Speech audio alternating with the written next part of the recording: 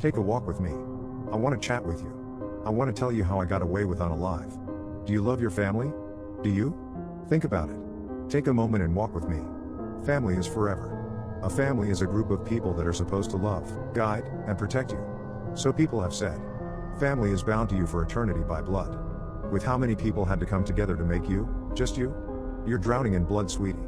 And so am I. My family was on a different level of ducked up.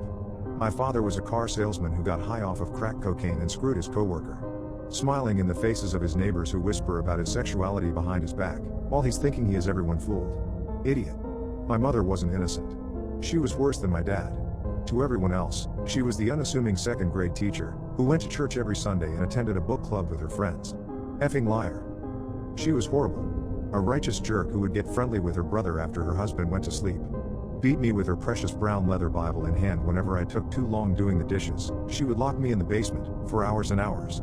She once left me in there from the crack of dawn to the middle of the night, and when she let me out she smiled in my face and told me, "I honestly forgot you were there." I begged for food, but she told me it was too late to cook and she shouldn't have to waste food on me. Waste. My older brother got better treatment from my family. My father and mother didn't beat him as they would beat me. They didn't starve him as they would starve me.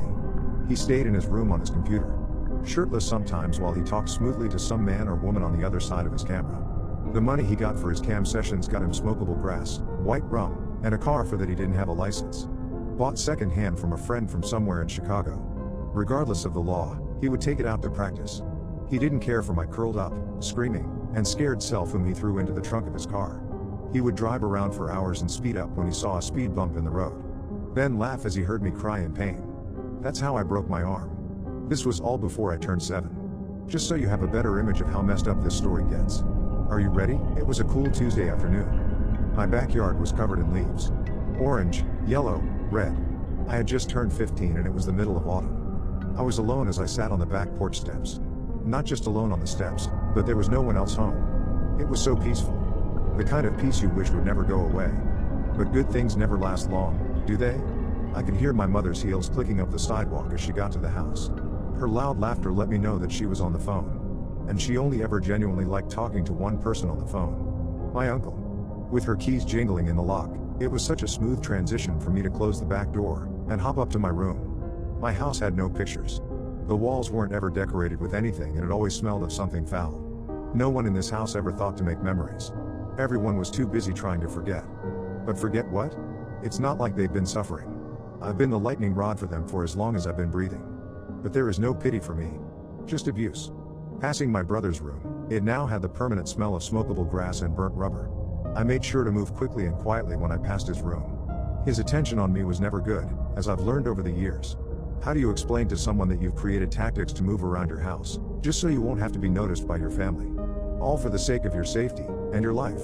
How do you explain that? You can't.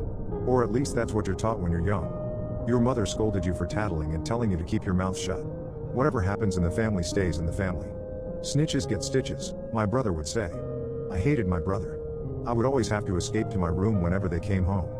I would always have to hide, listening carefully at the door for anyone in the hall so I could run to the bathroom without being noticed. Watching which floorboard I stepped on at night on my way to the kitchen, sleeping with my alarm clock under my pillow to get an earlier start so I could avoid everyone else. Taking showers at the break of dawn when everyone was still too deep in sleep to be disturbed by the sound of spraying water. When they were home, there was no such thing as peace. But I will get to the point. That Tuesday night was the night that my worldview changed entirely. Humans are naturally wired for survival. You do what you must do to keep breathing. But you can only handle so much before you snap. My mother had decided to throw a party. It started in the middle of the afternoon and went on late into the night. My father, mother, and brother all sat in the living room with our neighbors, and looking at them, you could almost trick yourself into believing they were perfectly normal. They laughed, smiling politely, and entertained their guests as everyone drank and ate gross goat cheese on saltine crackers. But of course, I knew better.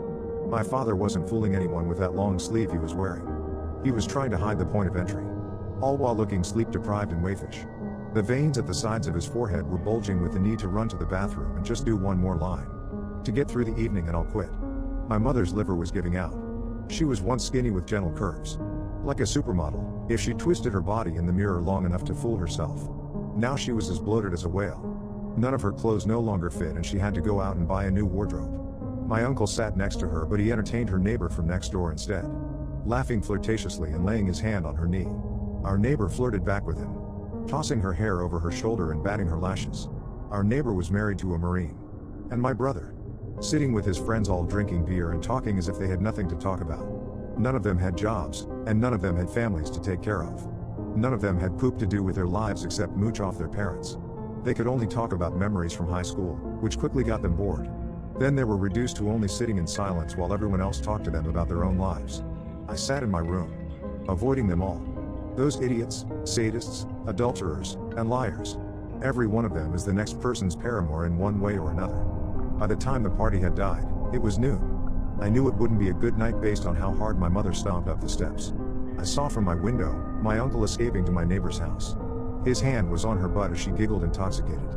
My mother has fallen out of favor. Funny. She screamed my name and demanded that I come and clean up her mess. Moving down the hall to my room. It was like a horror movie. Her slow steps moved closer and closer to my door. My arms folded over the windowsill as I took in the cold night air. I can still remember the feeling of the wind on my face. My door was thrown open by my mother. Her long hair hung in front of her face as she desperately onto her wine glass. She stumbled and swayed in the doorway. Her eyes couldn't even find me. She yelled for me to come down and clean up her mess again. My brother yelled from his room for her to shut up. As I looked at her, as I watched her, I got this strange feeling. A feeling that could only be described as sadistic, but also empty at the same time. It was like a dying candle in the wind. A wind that just kept on coming. Her eyes found mine and she stumbled into the room. She took a sip from her wine glass. She called my name, and when I didn't respond, that began an onslaught of insults and threats. The same insults and threats that I have heard for all of the time I had been under her care. It wasn't anything new. Her mocking, taunting, vicious insults were nothing new to me anymore.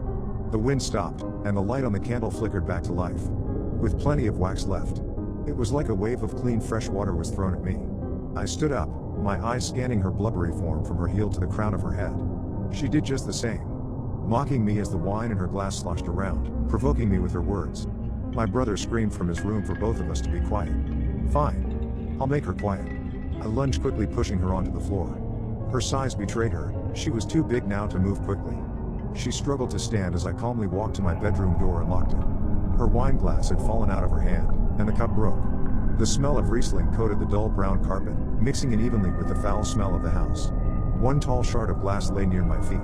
I picked it up and made my way over to my mother. The candle was burning bright now that the wind had finally stopped. An easy slit across her throat prevented her from screaming too. The shard cut my fingers as I made myself into a butcher for my pig of a mother. I had felt this wave of ease come over me as I stood over her now mutilated body. I heard my brother's door open. With every step he took to get to my room, memories flashed behind my eyelids. His abuse and torment, his cruelty. Every step brought a new memory back, and soon enough he was banging at my door. There weren't enough steps to match how many times he'd broken my arm, or fractured my ribs. There weren't enough steps to match how many hours a day I'd spend in the darkness of his trunk. I'd remember the summer, in the darkness, him zooming over a speed bump, me hitting my head and blacking out. He threw me on the front lawn when we got home. Did even bother to take me inside, but instead left me under the bleeding hot sun, watching as my mother's body emptied her blood, soaking into the carpet as her face is fitted perfectly into a look of pain and fear. Strangely enough, it's the prettiest she's ever looked. My brother continued to bang on the door, banging continuously and demanding that I open the door. So I did. And I delivered the same gruesome death to him too. A slit across his throat, but instead of cutting him open I beat him until every bone I could get to was broken. Stomping on his arms and legs hard with my foot. I'd taken a page from his book and aimed for the most vital areas.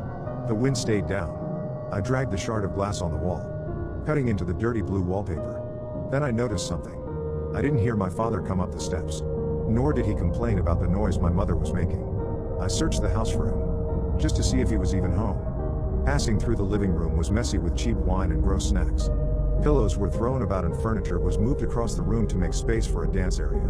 I saw the guest bathroom light on. The door was cracked open and I could see a shadow. I got close to the bathroom and saw the dirty brown loafers my father wore. Then his legs were stretched out in front of him, almost peeked out the door. Pushing open the door, I saw his body laying against the sink. A lighter sat by his bent knee, a burnt spoon in one hand, and a syringe still jammed into his left arm. His tie was laying crumpled up next to the lighter. And he wasn't breathing. It was bound to happen sooner or later. How convenient it should be now. I left him there. The state of his demise should be left alone. It's the only thing he had in his final moments. Weakness and addiction. I made my way out the open back door, kicking it closed with my foot, walking around the side of the house as I wiped off my fingerprints from the shard of glass.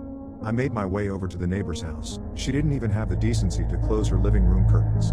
My uncle pumped himself into her as she had her legs spread open on either side of her husband's recliner. If only she knew where this pig had stuck his pee-pee into. I threw the shard of glass into her rose bushes and continued down the sidewalk. I'm sure you're wondering now what happened. Did the police find me? Where did I run to? Do I feel guilty? Sweetheart. It made national news. It was everywhere. A brother had unalived his sister and her entire family after a night of partying with her neighbors. The weapon was found in the rose bushes of a neighbor of his sister's just across the street from the house they were unalived in. Both their faces were plastered on the 5 o'clock news. He pled his innocence, but texts between him and his sister were leaked and their incestuous relationship was revealed to the public. The neighbor wasn't off the hook either.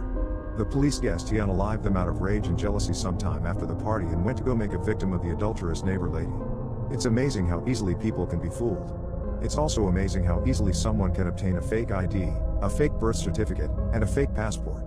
Cutting hair is easy as well. Isn't that what people do anyways when they want to feel like a new person? Now for the last question. Do I feel guilty? No. Not. In fact, during the whole ordeal, from pushing my mother to the floor, to walking off into the night, the only thing I could feel was a relief. It's the feeling of being raised in a cage and then finally breaking free. Sweet, sweet freedom. So no. I don't feel the slightest bit guilty. Never even for the neighbor lady who made a stupid decision and cheated with the wrong man. I do not feel guilty. Besides, if you had the chance to unalive your demons, I'm sure you would do the same. You're already drowning in blood. What's the difference if you spill more?